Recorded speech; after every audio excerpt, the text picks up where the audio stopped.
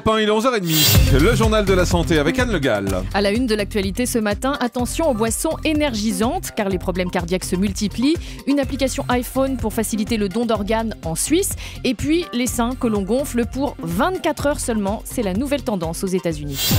L'alerte nous vient donc du congrès de la Société européenne de cardiologie. Attention aux boissons énergisantes. La vente de ces boissons qui contiennent de la caféine et de la taurine est en augmentation et malheureusement, les effets secondaires qui vont avec s'accumulent aussi. Une étude française rappelle que 257 incidents ont été signalés en 2 ans.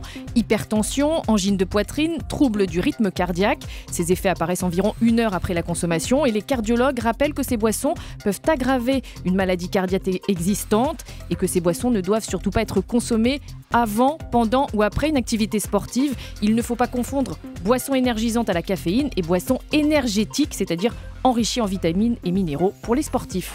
Le Motilium à forte dose, bientôt retiré du marché. Les médicaments anti-nausées contenant 20 mg de dompéridone vont être retirés de la vente à partir du 10 septembre. Cela fait suite à une réévaluation européenne.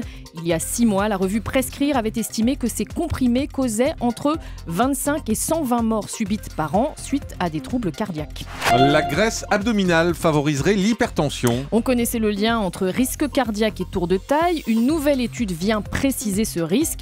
Après un suivi de 900 patients pendant 7 ans, des médecins américains confirment que plus on a de la bedaine, plus le risque de souffrir d'hypertension est élevé par rapport à des personnes de même poids, mais qui stockent le gras ailleurs. En Suisse, une application iPhone vise à faciliter le don d'organes. Elle a été mise au point par un médecin anesthésiste et en gros, quand un patient arrive aux urgences, une borne repère son téléphone portable et transmet automatiquement 2 fiches aux ordinateurs des médecins. D'abord la liste des organes qu'il accepte de donner ou pas et ensuite une fiche d'information sur ses risques allergiques. Écoutez le créateur de cette application, le docteur Jocelyn Corniche, sur les ondes de la radio suisse romande. C'est grâce à une nouvelle technologie qui en fait indique au téléphone que l'utilisateur se trouve à l'hôpital. Ce qui est déverrouillé, c'est uniquement la carte d'urgence avec les allergies et les médicaments et puis la carte de donneur d'organes. Vraiment, il n'y a rien d'autre qui est disponible, sachant que toutes les données qui figurent sur ces 2 cartes sont entrées par le patient et qu'on part du principe que c'est des données qu'il aimerait mettre à disposition du corps médical. Et puis cette information, désormais on peut avoir une grosse poitrine pour les femmes, pour 24 heures.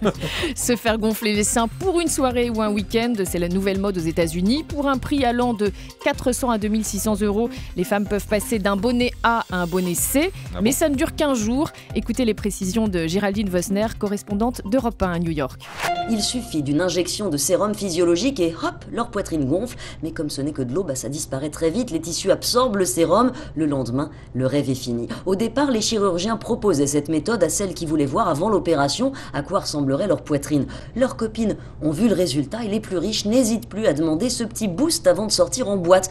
C'est quand même pas sans risque. Un ballon qu'on gonfle et dégonfle sans cesse, il finit par se flappir, notent quelques spécialistes qui prônent la modération. Ce serait quand même dommage pour quelques heures de gloire de devoir en finir avec un lifting.